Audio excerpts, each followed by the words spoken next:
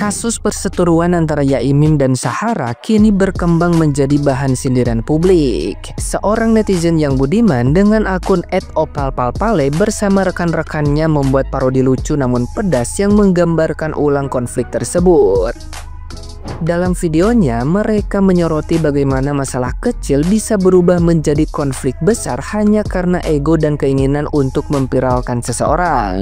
Sosok yang memerankan Shahara digambarkan arogan mengancam Yaimin dengan ucapan kasar serta mengklaim memiliki kenalan penting seperti wali kota yang bisa melindunginya dari masalah hukum. Namun parodi itu justru berbalik menjadi sindiran telak ketika digambarkan bahwa Yaimin memiliki koneksi yang jauh lebih kuat. Dalam alur ceritanya, wali kota yang awalnya berpihak pada Shahara akhirnya mundur karena takut kehilangan jabatannya. Parodi ini sontak menuai perhatian luas, dianggap sebagai sindiran tajam terhadap pihak-pihak yang menyalahgunakan kekuasaan untuk menindas orang lain. Lihat nih Kiai cabul nih, mbak, jadi video-video mbak, nanti saya viral. Terus kenapa kalau viral emang? Malu mbak, masalah sekecil ini dibikin viral. Yo, dasar dugong. Hati-hati mbak kalau ngomong, bisa jadi masalah nanti. Masalah sama siapa? Polisi? Hahaha, wali kotanya aja temen saya. Terserah dah, orang gila mah bebas. Oh, nantangin lu ya, lihat lu nanti lo. Loh, ngapa? Halo Pak Wali Kota, bisa minta tolong nggak? Boleh mbak, minta tolong apa saja, pasti saya bantu. Tolong koordinasikan dengan RT RW saya untuk mengusir Yaimin ya. Siap mbakku, laksanakan. Woi Kiai cabul, keluar lo. Pak RT, Pak RW, ada apa pak? Gak usah banyak basa-basi Pak, langsung aja kasih tahu dah. Berdasarkan laporan daripada warga, saya tegaskan Yaimin harus segera pindah dari lingkungan ini. Loh, ini tanah saya, ini rumah saya. Apa hak bapak ngusir saya? Ini udah utusan dari wali kota Pak. Lihat guys, dia panik diusir warga. Yaudahlah pak, nanti saya pikirin dulu. Ya udah, lu pikirin baik-baik dah tuh. Gimana Bu, misi kita berhasil kan hari ini? Sesuai perjanjian ya Bu, kalau ibu bakal ngasih uang tambahan kalau dia pindah lebih cepat. Udah aman, sekarang ke rumah saya dulu ya ngopi. Ayo. Loh, dia kenal wali kota Surabaya sama gubernur Jabar. Aduh, bahaya ini Bu. Mana backingan kita cuma wali kota Malang doang lagi. Ah aman, paling juga baru kenal itu. Ya juga sih Bu ya, paling karena lagi rame aja. Hah, apalagi nih, dia suruh pindah sama Perdana Menteri Malaysia. Kok jadi masalah internasional kayak gini sih Bu? Kalau tahu Yaimin orang kuat, masa nggak berani ikut-ikutan deh Bu ah. Wah, Pak Wali Kota nelpon lagi. Bu, saya udah lihat di media, Yaimin bukan orang sembarangan. Lu takut sama dia, katanya lu siap bantu gua apa aja. Ini beda Bu, taruhannya jabatan saya. Maaf ya Bu, saya nggak bisa bantu lagi. Dih, nyesel gue pernah nawarin lu nasi. Lu berdua mau nasi juga nggak? Enggak deh, bapaknya dah. Bapaknya dah. Enggak deh. Enak tahu nasi gua. Nah, gimana nih menurut netizen yang terhormat? Silahkan berkomentar ya. Kasus menarik yang lagi viral akhir-akhir ini itu perseteruan antara Yaimin ya dengan seseorang pengusaha apa itu nanti saya juga bingung. Tapi yang menarik itu kasusnya itu menjadi kasus nasional, dibahas di mana-mana, bahkan sampai psikolog forensik Reza Indragiri juga membahas itu gitu. Ini istimewa sekali. Tapi yang bikin saya bingung itu sebetulnya si yang berseteru dengan Yaimin ini pengusaha apa sih? Ada yang bilang pengusaha rental mobil gitu. Tetapi kalau saya ngikutin videonya Yaimin, kenapa dia berkali-kali menyebutkan memberikan roti gitu, seolah-olah dia itu pengusaha roti, memberikan rotinya kepada ini ya, banyak yang menikmati roti itu. Sebetulnya dia itu pengusaha rental mobil apa pengusaha roti? Ada yang tahu nggak? Bingung loh, saya bingung. Ini apa sih sebetulnya gitu? Dan masalahnya apa? Kalau masalahnya tentang etika bertetangga, gampang lah itu diselesaikan kan. Kalau kita sama-sama sadar, kita sama-sama berkhidmat. Khidmat itu kan kebijaksanaan. Jadi sesuai dengan sila keempat Pancasila ya, khidmat kebijaksanaan. Sebetulnya itu gampang selesai. Tetapi yang bikin bingung tadi itu, pengusaha rental mobil atau pengusaha roti? Coba komen. Yuk ya. Ada beberapa hal penting yang harus kita ambil pelajaran dari kasus Yaimin dan Bu Shahara. Yang pertama, Shahara, lu kalau mau bikin usaha ya jangan atuh di pemukiman penduduk. Kalau misalnya lu tinggal di Jakarta, banyak loh baliho-baliho yang menolak adanya usaha di tempat pemukiman rakyat. Apalagi kalau misalnya mobil lu ratusan. Yang kedua, masalah dia attitude-nya. Selepas itu ya Imin atau Bu Sahara yang salah, tapi menurut saya segimanapun itu juga kamu itu adalah lebih muda daripada ya Imin. Kenapa kata-katanya nggak sopan? Katanya kamu S1.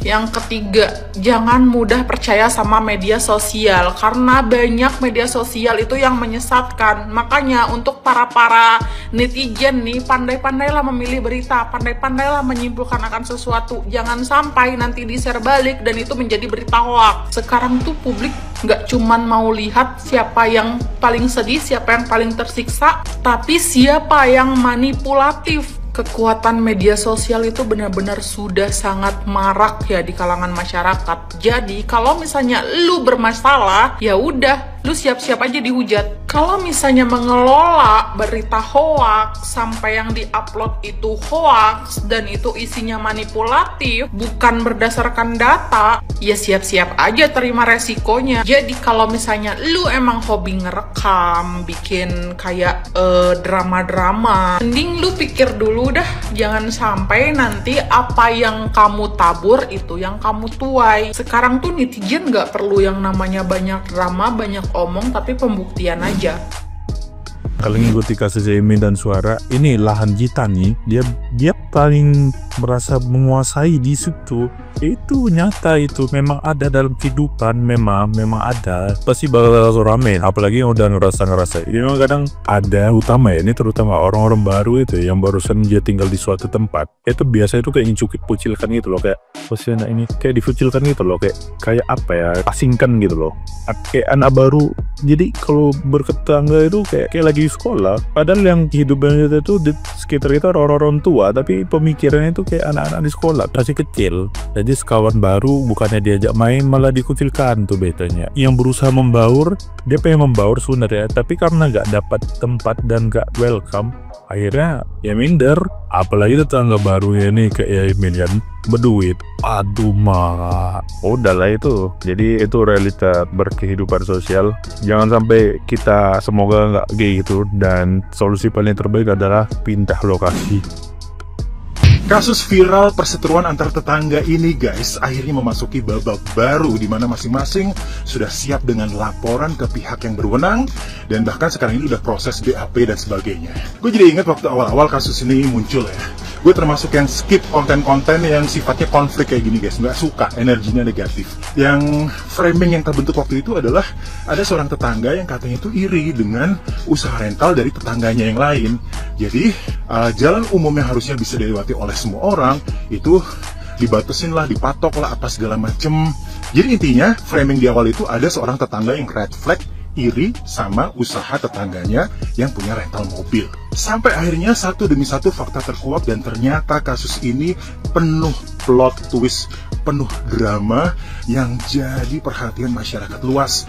Bahkan bukan cuma di Indonesia, termasuk masyarakat di mancanegara sana guys. Walaupun guys secara umum saling memaafkan, jalan damai itu adalah solusi yang bikin suasana adem, tapi kalau menurut gue pribadi untuk kasus ini kayaknya enggak ya guys ya, karena bobot kasus ini tuh parah banget sih guys. Maksudnya sampai merusak tatanan masyarakat gitu loh.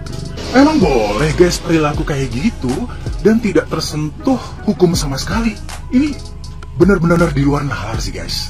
Gue berharap semoga kasus ini dapat berjalan sesuai dengan porsinya, dengan prinsip keadilan. Apa yang salah ya harus dihukum sesuai dengan bobotnya, tidak berat sebelah, tidak ada intervensi dan sebagainya. Semua berjalan sesuai dengan konsep dan asas keadilan. Semoga ya guys ya. Cucu, ini bukan persoalan ada bukti atau kagak ada bukti. Karena kalau kita bicara bukti, buktinya udah jelas. Iya udah jelas. Lu menggunakan kaki lu untuk melakukan sesuatu terhadap orang yang jauh lebih tua dibanding lu. Itu jelas. Apapun maksudnya, intinya itu salah. Kagak beradab, kagak beretika. Katanya lu santri, anak santri. Masih iya lu kagak ngerti yang namanya adab? Masih iya lu kagak paham namanya akhlak? Konsepnya biji mani, cucu. Lagian gue bingung dah, katanya lu anak santri, lulusan santri, masa iya lu kagak diajarin namanya kejujuran? Masa iya lu kagak paham yang namanya bohong itu dosa? Karena jelas-jelas kaki lu melakukan sesuatu terhadap orang yang jauh lebih tua dibanding lu, dan itu bukan tindakan yang berakhlak dan beradab. Orang kalau udah kebiasaan bohong emang udah susah diperbaiki, udah jadi habit, udah bawaan orang. Ya bohong napi-napi, udah jelas-jelas ada banyak bukti aja, lu masih bisa bohong. Biji mana kalau kagak ada bukti? Curiga Fir'aun aja lu jadiin keset kali ya. Gua mah cuma mengingatkan dua hal aja sama lu. Ingat baik-baik nih ya. Yang pertama, orang yang ada di sebelahnya lu bukan temen yang baik buat lu. Karena temen yang baik itu bukan mengamini dan mensupport lu di saat lu melakukan sebuah kesalahan, melainkan seharusnya teman yang baik itu mengkoreksi temannya di saat melakukan sebuah kesalahan. Yang kedua, saran gue, cepet-cepet lu kelarin masalah baik-baik. Kalau harus minta maaf deh. Apalagi dia lebih tua dibandingkan lu. Bukan nape-nape daripada lu nyeselnya 7 turunan. Lu kagak tahu, lu kagak ngerti, lu kagak paham, lu bermasalah dengan siapa. Lu salah pilih lawan. Lu bangunin singa tidur di gurun Sahara. Serius, lu bakal nyesal 7 turunan kalau lu kagak cepet-cepet ngelain masalah dengan cara baik-baik. Itu aja gue mah. Gue ingetin satu hal sebagai bonus buat lu. Berhenti berbohong. Karena semakin banyak kebohongan yang lu lakuin, maka akan semakin banyak masalah yang bakal lu terima. Lu kagak paham masalah yang sedang lu hadepin saat ini. Musuh terbesarnya lu, selain musuh yang lu undang, adalah egonya lu, kebohongannya lu, lisannya lu, dan jejak digitalnya lu.